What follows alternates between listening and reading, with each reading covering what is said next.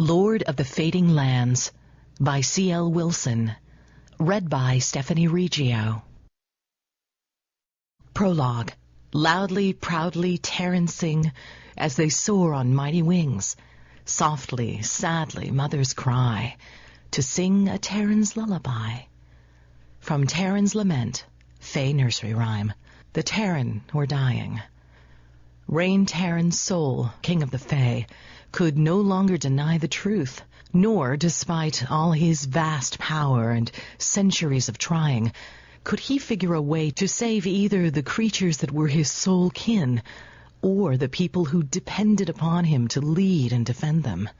The Terran, those magnificent, magical, winged cats of the fading lands, had only one fertile female left in their pride, and she grew weaker by the day as she fed her strength to her 6 unhatched kitlings.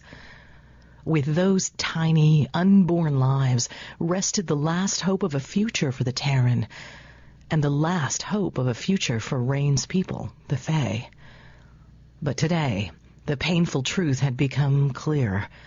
The mysterious, deadly, wasting disease that had decimated the Terran over the last millennium had sunk its evil, invisible claws into yet another clutch of unhatched kits. When the Terran died, so too would the Fey. The fates of the two species were forever intertwined, and had been since the misty time before memory.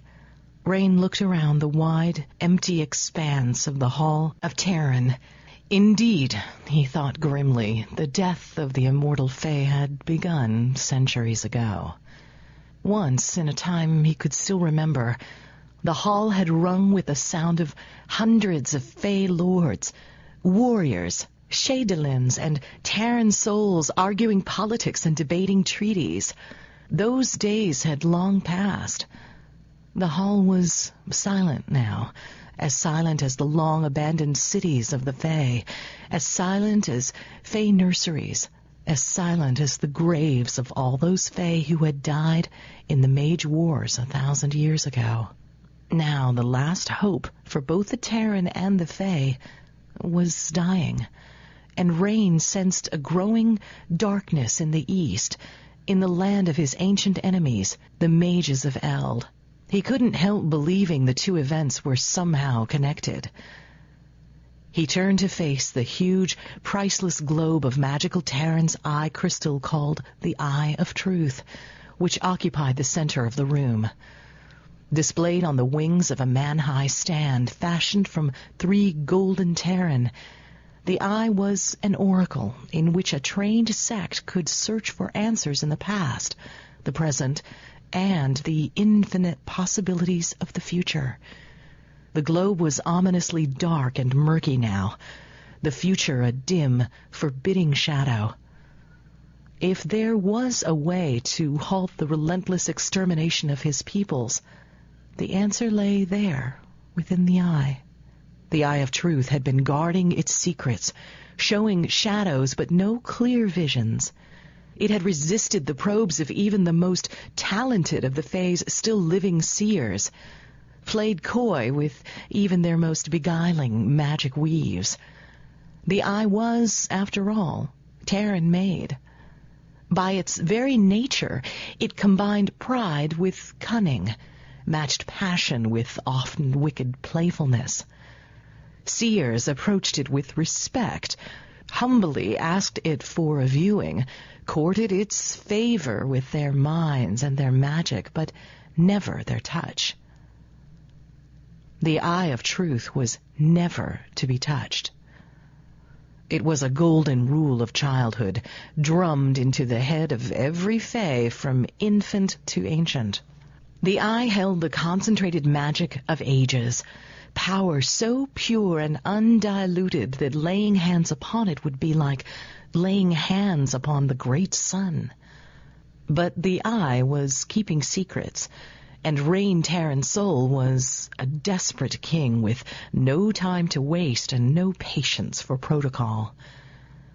The Eye of Truth would be touched. He was the king, and he would have his answers. He would wrest them from the oracle by force, if necessary. His hands rose. He summoned power effortlessly and wove it with consummate skill. Silvery white air formed magical webs that he laid upon the doors, walls, floor, and ceiling. A spidery network of lavender spirit joined the air, then green earth to seal all entrances to the hall. None would enter to disturb him. No scream, no whisper, no mental cry could pass those shields. Come good or ill, he would wrest his answers from the eye without interruption, and if it demanded a life for his impertinence, it would be unable to claim any but his. He closed his eyes and cleared his mind of every thought not centered on his current purpose. His breathing became deep and even, going in and out of his lungs in a slow rhythm that kept time with the beat of his heart. His entire being contracted into a single shining blade of determination. His eyes flashed open. Rain Terran's soul reached out both hands to grasp the eye of truth. Ah! Power, immeasurable, immutable, arced through him. His head flew back beneath its onslaught, his teeth bared, his throat straining with a scream of agony. Pain drilled his body like 1,000 cell door blades, and despite 1,200 years of learning to absorb pain, to embrace it and mute it, Rain writhed in torment. This pain was unlike any he had ever known. This pain refused to be contained. Fire seared his veins and scorched his skin. He felt his soul splinter and his bones melt. The eye was angry at his daring affront. He had assaulted it with his bare hands and bare power, and such was not to be borne. Its fury screeched along his bones, vibrating down his spine, slashing at every nerve center in his body until tears spilled from his eyes and blood dripped from his mouth where he bit his lip to stop screaming. "Nay," he gasped, "I am the Terran soul, and I will have my answer."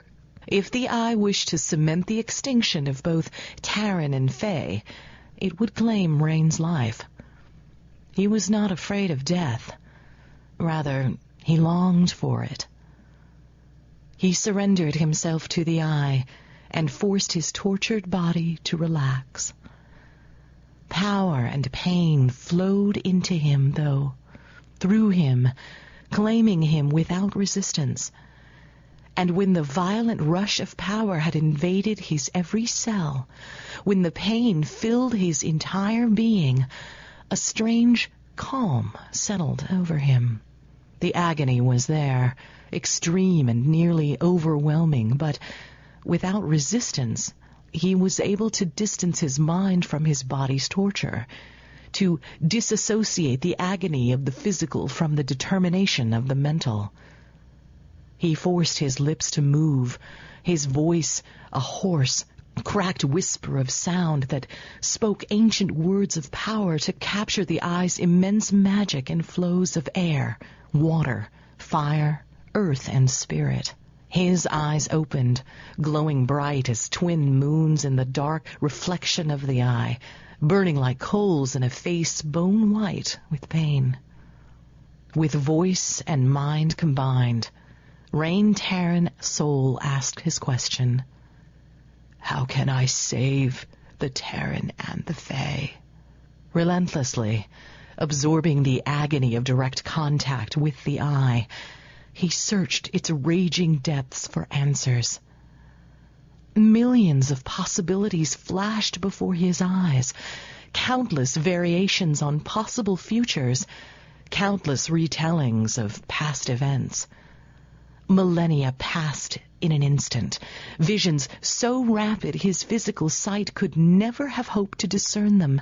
Yet his mind, steadily commanding the threads of magic, absorbed the images and processed them with brutal clarity. He stood witness to the deaths of millions, the rise and fall of entire civilizations. Angry, unfettered magic grew wild in the world, and mages worked their evil deeds. Terran shrieked in pain, immolating the world in their agony. Fey women wept oceans of tears, and Fey warriors fell helpless to their knees, as weak as infants. Rain's mind screamed to reject the visions, yet still his hands gripped the eye of truth. And still he voiced his question, demanding an answer. How can I save the Terran and the Fey? He saw himself in Terran form, raining death indiscriminately upon unarmed masses, his own Terran claws impaling Fey warriors. How can I save the Terran and the Fey? Sariel, his beloved mate, lay bloody and broken at his feet, pierced by hundreds of knives, half her face scorched black by mage fire. She reached out to him, her burned and bloodied mouth forming his name. He watched in helpless paralysis as the flashing arc of an Elden mage's black Seldor blade sliced down across her neck, bright red blood fountained. The unutterable pain of Sariel's death, tempered by centuries of life without her, surged back to life with soul-shredding rawness. Rage and bloodlust exploded within him, mindless, visceral, unstoppable. It was the Fey wilding rage, fueled by a Terran's primal fury, unfettered emotions backed by lethal fangs, incinerating fire, and access to unimaginable power. They would die. They had slain his mate, and they would all die for their crime. His shrieking soul grasped eagerly for the madness, the power to kill without remorse, to scorch the earth and leave nothing but smoldering ruins and death. Nay! Rain yanked his hands from the eye and flung up his arms to cover his face. His breath came in harsh pants as he battled to control his fury. Once before, in a moment of madness and unendurable pain, he had unleashed the beast in his soul and rained death upon the world. He had slain thousands in mere moments, laid waste to half a continent within a few days. It had taken the combined will of every still living Terran and Fey to cage his madness. "Nay, please," he begged, clawing for self-possession. He released the weaves connecting him to the eye in the frantic hope that shearing the tie would stop the rage fighting to claim him. Instead, it was as if he had called fire in an oil vault. The world was suddenly bathed in blood as his vision turned red. The Terran in him shrieked for release. To his horror, he felt his body begin to dissolve, saw the black fur form, the lethal curve of Terran claws spear the air. For the first time in 1,200 years of life, Rainier Velandaris knew absolute terror. The magic he'd woven throughout the hall would never hold a Terran soul caught up in a Fey wilding rage. All would die. The world would die. The Terran change moved over him in horrible slow motion, creeping up his limbs, taunting him with his inability to stop it. The small, sane part of his mind watched like a stunned, helpless spectator, seeing his own death hurtling towards him and realizing with detached horror that he was going to die, and there was nothing he could do to prevent it. He had overestimated his own power and utterly underestimated that of the Eye of Truth. "Stop!" he shouted. "I beg you, stop! Don't do this!" Without pride or shame, He fell to his knees before the ancient oracle. The rage left him as suddenly as it had come. In a flash of light, his Terran form disappeared. Flesh, sinew, and bone reformed into the lean, muscular lines of his fey body. He collapsed face down on the floor, gasping for breath, the sweat of terror streaming from his pores, his muscles shaking uncontrollably. Faint laughter whispered across the stone floor and danced on the intricately carved columns that lined either side of the Hall of Terran. The eye mocked him for his arrogance. "Aya," he whispered, his eyes closed.